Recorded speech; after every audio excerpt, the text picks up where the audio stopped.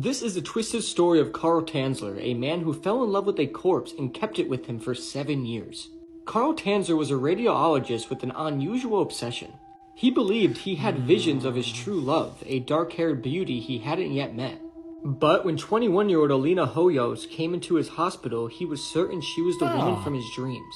Alina was dying from tuberculosis, and despite all of Tanzler's strange treatments, she passed away in 1931. But Carl's obsession only grew stronger.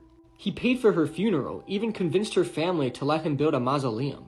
Carl would visit her grave, spending hours speaking to her as if she was still alive. And 2 years after her death, Carl couldn't bear the distance. One night, he carefully removed her body from the mausoleum and took it home with him, determined to keep her by his side. As Alina's body decayed, Tanzler did everything he could to preserve her. He wired her bones together, replaced her rotting skin with wax and plaster, and made her a wig from her own hair. He dressed her in fine clothes, covered her in perfume, and kept her in his bed like she was still alive.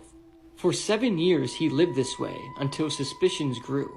In 1940, authorities finally investigated his home and found Alina's remains, mutilated by his twisted preservation attempts, lying in his bed. Carl was arrested, but shockingly, he was never punished for his crime.